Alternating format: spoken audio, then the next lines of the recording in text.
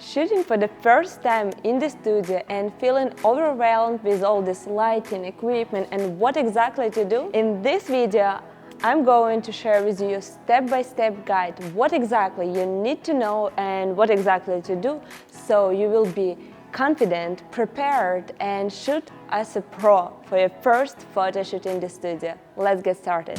I prepared here 3 lighting strobes. It's one of the most popular ones. You should use this thing, how to adjust it the right way.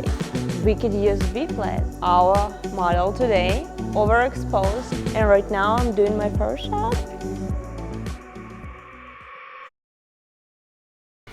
Hello everyone, I am Daria Koso, fashion photographer, and in this video I will guide you how to shoot in the studio for very first time. I spent years of learning, practicing, experimenting and shooting with different lighting equipment, and in this video I will share this valuable information with you just for free. This video will be helpful for everyone who just started in photography and want to shoot in the studio, but also for professionals who already shooting in the studio. I'm pretty sure you will find some new information for you. Let's get started.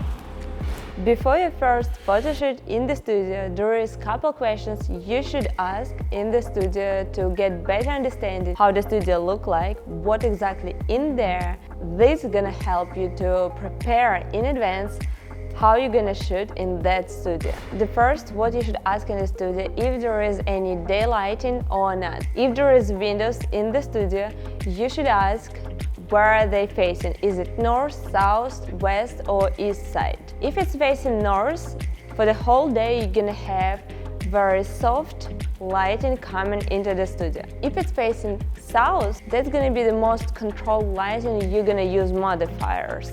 If the studio's window is gonna facing east, you're gonna have harsh lighting in the morning, and if it's facing west, you're gonna have harsh lighting in the evening. Also, if the studio have windows, but you'd like to shoot just with the studio lighting, you should ask if there is a possibility to black out windows. Some studios have the black curtains where you could close and have your controlled lighting, but some studios doesn't, so that's better to ask in advance. So if the studio has daylighting, you could shoot there how you usually shoot with the daylighting, and it's not necessary for you to use any studio equipment. But in that case, you would have complete control over the lighting, but still, during the video I will show you how you could adjust even daylighting and what you should use. The next what you should ask is what kind of lighting equipment the studio has. Is it strobes, continuous lighting, what brand, what kind of modifiers they has, is it softbox or beauty dish, and what is important to ask if it's included with your studio rental or should you add it to your studio rental. The next very important equipment and tool what studio is supposed to have, and sometimes you should ask in advance that you need it, and I feel it's very underestimated, and you know what I'm talking about. It's V-flats. We're gonna talk about V-flats a little bit later on, and I'm gonna show you how to use them, but I feel it's one of the most important things you should know how to use, and even working with one lighting source, you could definitely benefit from using them. The next essential what you should ask about the studio in advance is how to get in the studio direction, any information about the parking and about makeup area and room to change. And let's move that we're already into the studio. What exactly to do, how to turn lights on, how to adjust them. I know a lot of photographers feel confused how to do that properly. So let me show you. So the first, when you just come in the studio, you should find the thing on what you're gonna put your lighting source. Usually it could be just C-stand or C-stand with a boom arm. And again, that's just regular C-stand. Actually, I using those for my outdoor sets or indoor when I'm traveling. Almost all the lighting sources, they have handle here. So right now we want to put it on this stand, so I open it. Right now it's loose. And then we just closing it. So right now it's not moving. And now we could put it on the stand. Also, there is here another thing. It should go more open. So we can put it on the stand. When you put it on the stand, now you should close with this little thing. And when your light already on the stand, you could use this handle to get it loose, and now you see you could adjust your light going to the ceiling, straight or down. And when you found the position you like, just close it again, and right now it's not gonna move. So we already have our light on the stand, but this height is not perfect. How to adjust it the right way? In this specific stand we have 3 levels to adjust. Opening this first thing here and make sure that you handle it pretty tight with the other hand, because if you're not gonna handle it, it's gonna start falling. When you get it to the height you like, now you just close it and voila, it's staying. And I always suggest to start with the first one. So, and now we move into a more interesting part, is how to turn it on and how to use lighting equipment in the studio. I prepared here 3 lighting strobes. I feel it's very important to talk about strobes and flashes, especially for photography in the studio. But as another option, you could also shoot with the continuous lighting. I feel that using continuous lighting, it's always having the pros and cons. It's visible right away what kind of lighting setup you have, and I feel it's easier to set it up, but it's usually less powerful. So let me know in the comments below if you'd like me to do another video explaining you more difference between continuous and strobes. So here we have 3 different strobe lights and what's different between them. So first lighting, what we have here is brown color, which is connecting through the cord, but it's connecting through the power pack. Next one, what we have in here is also brown color, which I'm using for my outdoor, indoor sets when I'm traveling. It's battery powered, so there is no any cords. And the next lighting, what I'm having here is bounce, which is connecting through just regular cord to outlet. So what I'm trying to say, you finding your perfect lighting source you want to use and try to understand how it's supposed to be connected. Is there any cords, is there battery, and how to connect it to turn the power on. So turn it on here in the power pack, and basically we don't have any buttons of controlling here on the lighting source, so it's all controlled by this power pack. We have here the button on off, it's easy to find all. Turn on. We could see the power here, there is test and different settings we will go over very soon. Let me show you how to connect battery lighting. And here we have battery powered light. The main idea here to insert battery and have it charged. And basically we could see here we already have all these controls. The main idea is just find the button to turn it on or off. And it's right here. Okay, now this one is also on. And for this one it's even simpler. We have the cord, looking for outlet, the closest where we're gonna set up lighting, and just turn it on. Now just find this huge button to turn it on. That's it. To make sure that your light is on and it's working, on all lighting sources you could find the button which is say test, and pressing it on your lighting source it's supposed to fire. That's meaning that your lighting is working. And when you already have your lighting source on the stand, you know how to adjust it, you already turn it on, it's working. The next step is how to connect it to your camera. To synchronize your camera with the flash of your lighting source, you should use this thing, which is called transmitter. It could be designed specifically for your camera, like I have here for Canon, as I'm shooting with the Canon. And then also another one, which is basically going with all the cameras. Connect your transmitter to the hot shoe, make it tighter so it's not moving and standing there good. Turn it on, and to make sure that everything is connected well and your camera is on the same channel with your strobe, right now press this button test on your transmitter and it's gonna fire. And what we have in here, that's a modeling lighting. It's not usually used for photography, for actually doing photographs, but it could be a very helpful source for you to understand how lighting gonna hit your subject and overall shadows. And also, when you shoot in a very dark environment, it could help you to focus on your subject. So all lighting has this function which is said mod. It's meaning model and lighting, and it could be turned on and turned off. Let me show you.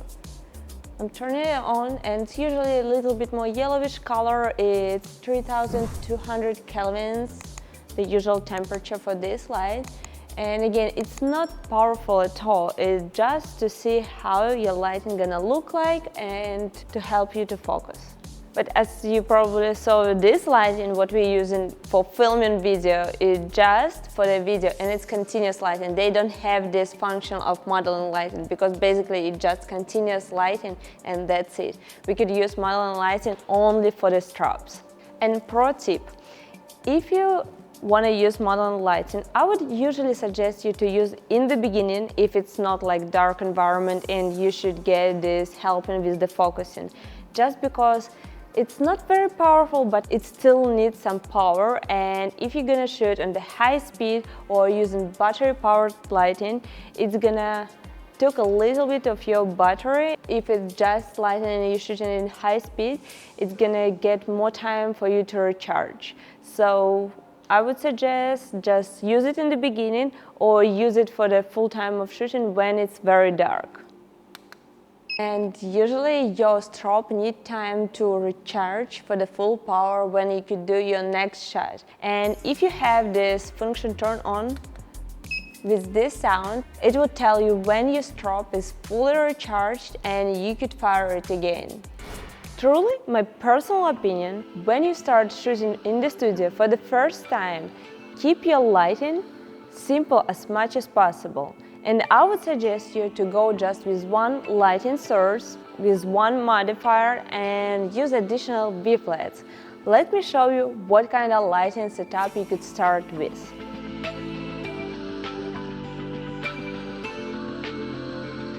I already did this lighting setup. Let me explain what we done here. So I decided to keep this octabox with the grid, and I tilted for 45-degree angle, a little bit on the side from our model today.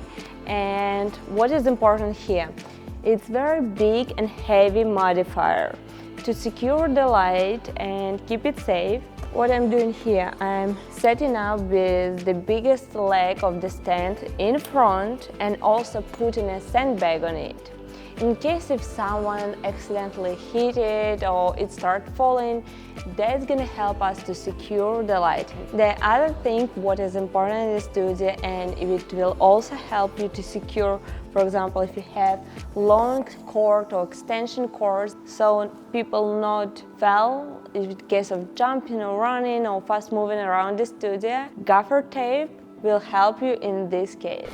But in case if I decided to change modifier, for example, I was having just simple modifier and want to switch for beauty dish, what you should do?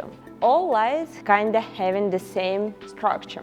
You should find this button somewhere on top, on the side, on the bottom, press it, and then you should to turn it until you would find this way to get this out.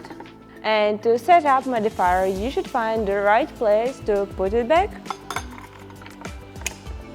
until the sound click. That means that it's secured. Even if you're having different mounting system, but still the idea of doing it, it's still the same. Like even here, finding the button and release it. And here we have bounce mounting. It's one of the most popular ones. It's very easy to find the way back.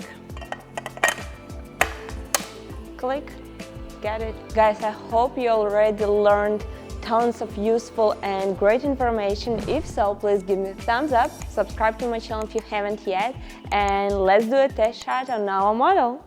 I just connected my camera to the capture one, and I'm gonna shoot tethered so you could see what kind of test shots we have. And of course, it's amazing tool. You're shooting, you're seeing how your photos coming out, but for the very first time, I think it would be very overwhelming, and also connecting it to the capture one, how it's gonna work, or if it's not working, it's like extra level of stressness. So for the first time, I would suggest you just to shoot not tethered through the camera and check out your histogram. Before I do my first shot, I'm pressing here on the transmitter test button to make sure that everything is connecting, everything is working. And right now I'm doing my first shot. I'm doing one more test shot for the full body shot and one close-up shot. And by the way, what I think is also essential to know when you're shooting in the studio, I would prefer to go with the wider lenses comparing with the portrait lenses. For example, I wouldn't suggest you to go and shooting with 70 to 100 millimeter lens if you're not shooting just beauty portrait. For the full body shot, and especially in the studio, it's usually not a huge space. You want to have an ultra wide lens to get this option to shoot the full body shot. Another cool thing about shooting it tethering, I would definitely suggest you to go with the tether shooting for your second or third photo shoot in the studio, that you could adjust here already contrast, do some color correction. So it's a lot of amazing tools. Let me show you what you could do just with one lighting. We already have just perfect lighting setup here, it looks clean and nice, but keep shooting just with this lighting source, but move it to different angles, be creative. For example, right now I want to move it a little bit more on the side. Also, a really cool tip, when you're moving lighting and you're not sure how it's gonna look on the model, you could go on the place of the subject and you could check how the lighting going on your model. And right now we're ready to do a test. So here you could see two different lighting setups. It's look different, how the lighting going on the subject, but it just was shot with one lighting, just slightly moved to the side. Truly, probably because of a lot of years of my experience, I already setting up its right way. But maybe when you're setting up your lighting for the first time, it wouldn't look perfect. For example, it could be overexposed. Let me show you and what you could do in this situation.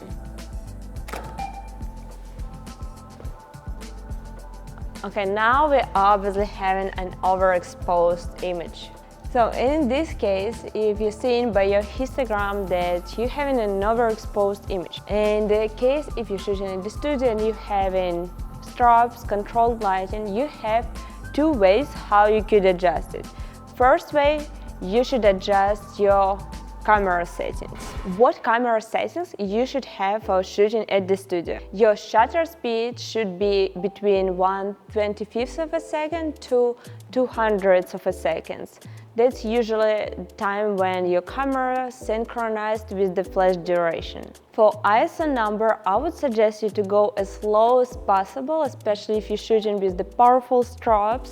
And of course, we don't want to have any grain or noise in our shot. And to get this perfect quality, I would suggest you to go with 100 or 200 ISO. And for aperture, I would suggest you to go between 3.5 to 11. It's more depending on your preference. If you want to go with the shallow depths of field, or would you like to get all this detalization, because shooting at the studio giving you this ability. And coming back, how to adjust our overexposed photograph. If you already checked all your camera settings and it's look perfect, I would suggest you to adjust your strobe power. So that's what we're gonna do. As it was overexposed, I will go lower with the power. Right now I'm having 8. I will go to 7. Before I do next test shot, as I adjusted the power of the lighting source, if you're shooting with the strobes, you should press test just to reset your strobe. Now it's look better, but still you could see that it's overexposed, so we should adjust a little bit more. so we know it's 5, so let's go there. Let's try 5.5.